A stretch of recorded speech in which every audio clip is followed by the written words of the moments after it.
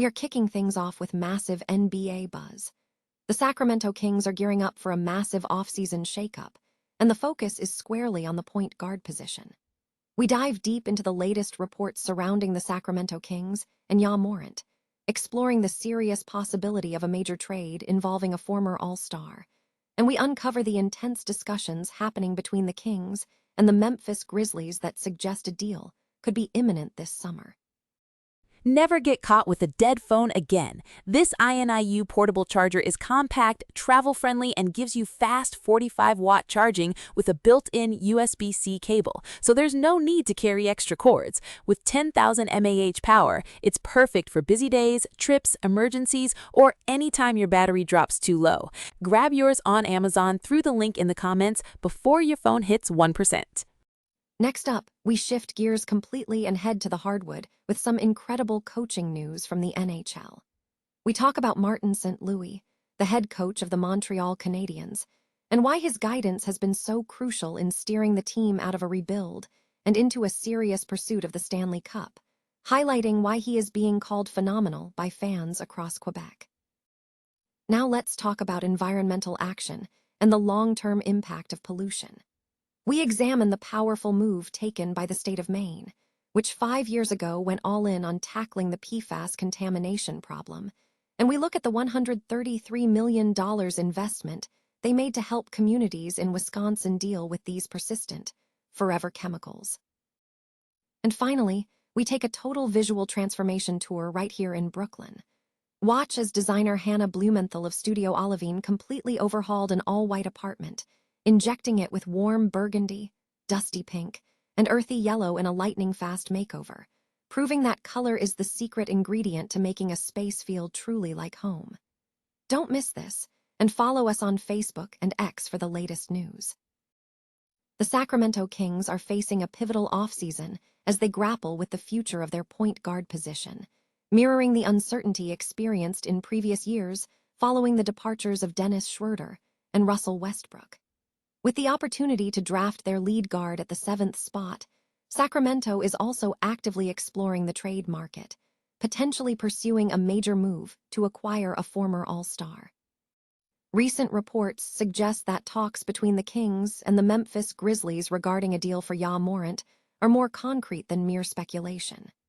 James Ham, host of the Locked on Kings and Kings Beat podcasts, indicated that the discussions are serious, noting that a deal nearly happened at the deadline or was discussed to a high degree. However, Ham cautioned that the situation remains fluid, dependent on Ja Morant's availability and potential multi-team complications if Giannis Antetokounmpo is involved. Morant's situation is complex, involving concerns over his injury history and shooting, as his game relies heavily on athleticism. Despite these concerns, at just 26, he remains a high-profile prospect. Analyzing a potential trade scenario, the financial structure between Ja Morant and Zach LaVine is considered viable, with Morant having 2 years remaining on his contract at $42 and $45 million, and LaVine holding a player option for $49 million this year. The monetary alignment is relatively straightforward. The sticking point, however, remains draft compensation. Sources indicate that last season's impasse centered on the Kings seeking a first-round pick in exchange for Morant, while Memphis desired a pick from Sacramento.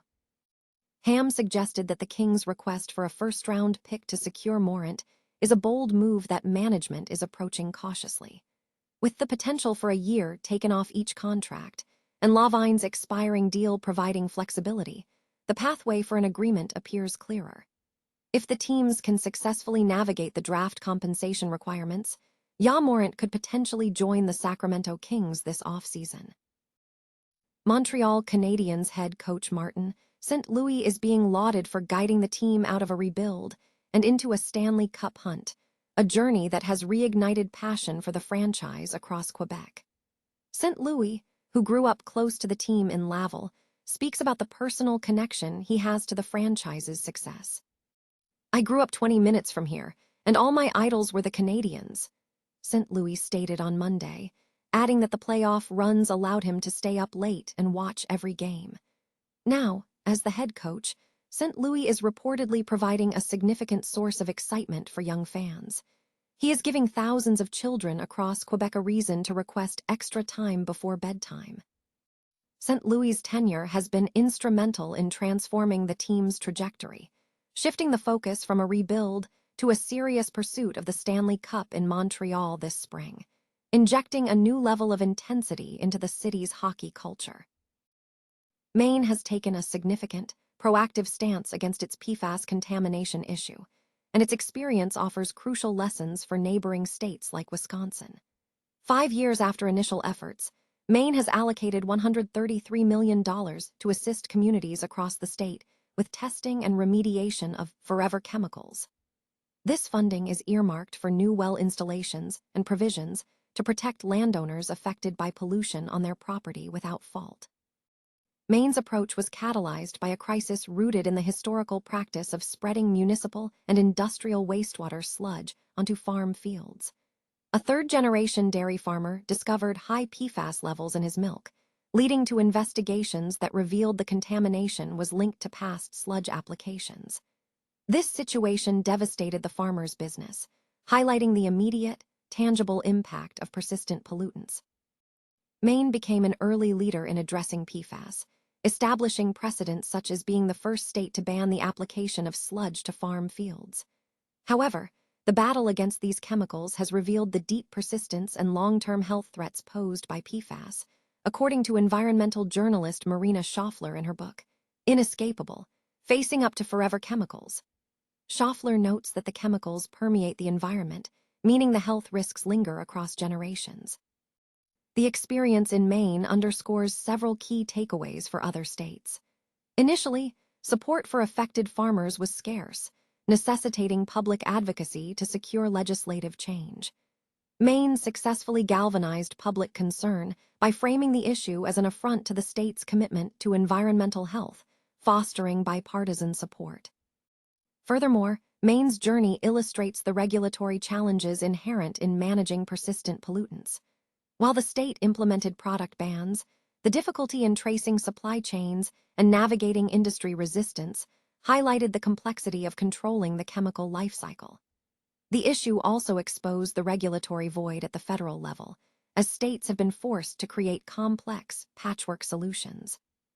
Experts emphasize that PFAS is a global issue that cycles through the environment, underscoring the necessity for federal leadership and international cooperation to tackle this ubiquitous contamination effectively.